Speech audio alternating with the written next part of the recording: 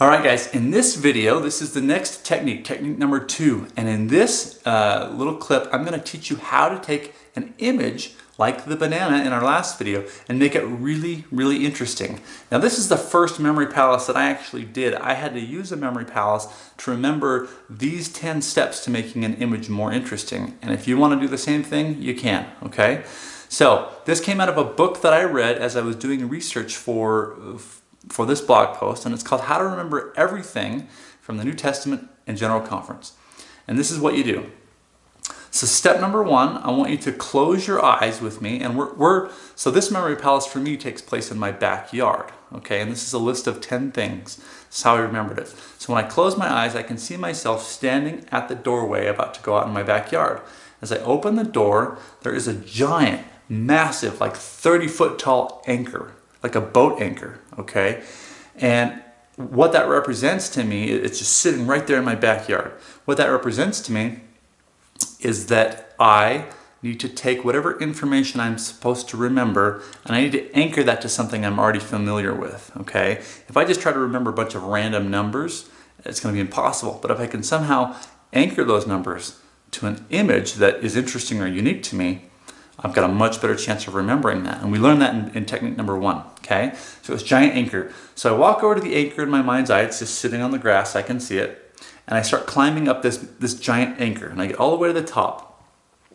And what that does for me, and again, this is related to step number 1, but it allows me to see everything in my neighborhood that I'm very familiar with. I can see, you know, my friends' houses, all of the local buildings, the churches, you know, all of the items in my backyard. I can see all of the things I'm very familiar with, and I can use any of those things to anchor to random different pieces of information I'm trying to remember. So as I'm looking around, I look down, and in the grass in my backyard is a giant plasma television screen, okay? And I mean, it's just massive. It's like a giant swimming pool. And I get all excited, I rub my hands together, and I jump off the anchor, and I dive right into that television set, and I end up in a new picture, in a new image.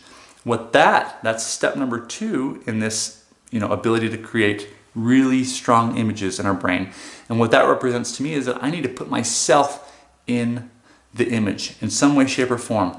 Now, that doesn't mean that, again, if I go back to the last video, we got Frank Sinatra singing into a banana in a Speedo. That doesn't mean I should be the guy in the Speedo singing to the banana. It just means I need to be in the memory palace with Frank, looking at him going, wow, that's really weird, okay? I can't just imagine Frank. I need to be in that room with him. And that makes the image more personable. It allows me to relate to it and understand it more, okay? So once I've dove into the television screen, I actually end up in my backyard again, but everything's changed. Now I've got a giant stream running through my backyard, and it's really crazy because on the right-hand side, I can see this clear as day, I've got John the Baptist baptizing Jesus Christ, okay? He's right in my backyard. They're doing the whole thing right out of the Bible. And as I'm watching this in my backyard, like this is a huge moment in history, I hear somebody yell, "Action!" And I turn to my left, and lo and behold, there's a guy filming this with a camera, okay? But it's not just any guy, it's Count Dracula. So Count Dracula is standing on the side of the river, just kind of cranking away on this old video camera that they used to use like back in the early 1900s, filming John the Baptist baptizing Jesus in my backyard. Now that's really weird. So the trigger here is that when Count Dracula yells action, that's step number 3 to creating a really strong image. It reminds me that my images need to have some action in them, that they need to be moving, that they need to be swaying, they need to be fighting or yelling or screaming. Kind of like in the last video, we had a giant head of lettuce just waving its arms, okay? That's really hard to get out of my head right now. But if I just put a head of lettuce on top of my fridge in the last video, not as interesting. But if I've got a giant head of lettuce waving its arms and legs, I've got some movement, I've got some action, that's interesting. Step number 4 is that as I hear the guy say action, I realize that it's Count Dracula. Now, I mean, I've read the Bible before, and I know that Count Dracula was not at the baptism of Jesus Christ. So that in itself is very unique, it's very weird, it's kind of a smack across the face. That's step number 4. You need to make your images just how can you ratchet them up and make them either weirder, smellier, odd, funny, ridiculous, crazy? What can you do? Don't just make it a guy saying action. Make it Count Dracula saying action, okay? Now, as he says this, he says action, and his breath floats across the air to me, and I smell it. Now, I can imagine that most vampires probably have really bad breath because I know what they eat for dinner. It's kind of disgusting, and I'm sure that they don't brush their teeth, so I can just smell this, and it's like death in my nostrils. I can smell it right now. It just makes me want to vomit, okay? That's actually step number 5, you guys. Step number 5 is to engage as many senses as you possibly can. You need to be able to smell the image. You need to be able to feel it, touch it, hear it. All of the senses need to be going on if you can. The more senses you can engage, the better, and the stronger that image is going to be just carved into your brain, and you won't be able to forget it. So as I'm sitting there, and I'm just completely overcome by the smell of this guy's breath, I realize I have to get past that, and I really don't want to miss this experience of John the Baptist baptizing the Savior. And this is a big deal, and I really want to feel it. I want to feel the emotion behind the event, how special it is, because I'm the only guy other than Dracula witnessing this, and I need to really kind of soak this up and appreciate it for what it is.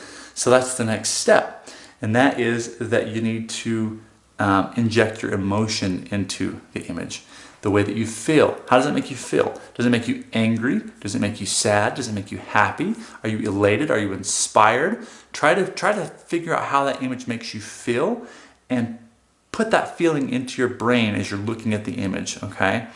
Now, in the last video we did this with the cookies. If you remember, they were sitting on top of the television set, and they melted the television set, and we got really angry because we wanted to watch a football game that night, and now we can't because the stinking cookies have melted our television set. What are we gonna do? Okay, so that's the next step, is you gotta really feel the image if you can. Now, this one is actually one of my favorites. The next step is I can envision myself really wanting to feel the specialness of this event, and I don't want to get distracted by Dracula and his breath anymore. So I jump across the river. It's a big river, by the way, but I've got awesome jumping ability in my memory palaces. So I jump through the river, or over the air, right, across the river, land on the other side of the bank, and I turn around, and I'm looking at everything from a different angle now. Okay, so everything's kind of flipped, and in doing this, I can now see the backside of my house, and I can see the river. And I can still see John the Baptist and Dracula, but I've just flipped the image, and I'm standing on the other side of the riverbank. That's the next trick. If you can take that image and look at it from a different angle in some way, shape, or form, your brain can see more of that picture. And it will remember it much more because now it has multiple dimensions to it. It's interesting in multiple ways, okay? So, as I'm standing on the other side of the bank and I think, that's better. Now I can really see what's going on here. All of a sudden I kind of become Steve Carell in that movie, what's it called? Evan Almighty. I don't know if you've seen that or not, where he's a senator and he can't stop becoming Noah. God essentially makes him become a prophet to build an ark, and it's just a hilarious movie. If you haven't seen it, you got to go watch it. But at any rate, throughout the movie, Stephen Carell cannot stop looking like a prophet. The further the movie gets going, the more he starts growing a beard, and he has to start wearing, like, you know, a prophet's clothes and those kinds of things. He doesn't want to do any of this, but it just happens to him, and it's hilarious. Well, that happens to me in my image. All of a sudden I grow this massive beard, and I've got these like really old clothes on, like robes and stuff, and I'm holding a tablet and like a chisel in my hand, okay? And I'm just thinking, you know, this is really weird that this has happened to me. And John the Baptist turns to me and says, Eddie, you're the only person here other than Dracula watching this. Somebody has to remember it. Write this down. So I've got this chisel and this tablet, so I start, you know, kind of chiseling away trying to write down this this event that's taking place. And so that's the next step. Now, once the baptism occurs and I've got it written down, you know, Jesus comes out of the water, and he then gives me a job, and he says, you've witnessed this amazing thing. You've got to go and tell the world. So I realize all of a sudden that it's my job as the only witness of this amazing experience to run out and tell the world. So I jump back over the river, I'm flying through the air, land on the other side of the bank, run up into my house, open the door, and the first people I see, of course, are my family. I can see my wife, sitting at the table with my children at the other side, and they're eating peanut butter and jelly sandwiches. Don't know why, that's just what they're eating. And I go to them and I say, hey guys, you're not gonna believe what's happened. I just witnessed this amazing thing. Of course, I'm still dressed up like like Noah or whatever. And they're kind of freaked out as to why I'm dressed that way. But I'm sharing this message with them of what I have just learned and witnessed. That's the next step. If you can take what you've memorized and share that with other people in some sort of useful way, it's going to be more ingrained in your memory, okay?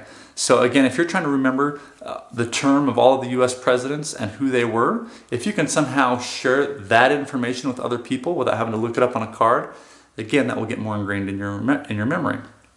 Now the final step is, as my wife is listening to this, and she's freaked out because I've got a big beard and I'm dressed up and I've got a tablet and they're all eating peanut butter and jelly sandwiches, she realizes how important this event is as well, and she pulls out of her back pocket a giant, huge, like tape recorder and just slams it on the table, just boom, and I can hear it, right?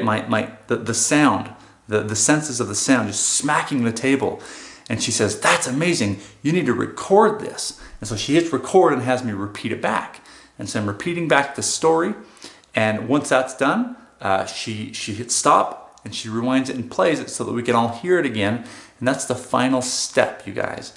In this book that I read, the 10th thing that you need to do is you need to record it and essentially listen back the story. So you could record your entire memory palace as you're walking through it, listen back, and really ingrain that whole process into your brain. Now that's not always possible. That's kind of going really far, and I haven't yet recorded anything.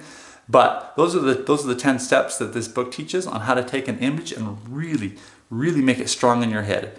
So again, instead of placing a banana in your head, how can you take as many of those steps as possible and make that banana really interesting before you put it in your memory palace? That's technique number 2. The next one I'm really excited about, it's how to remember numbers on the fly. Let's get into it. Thanks, guys.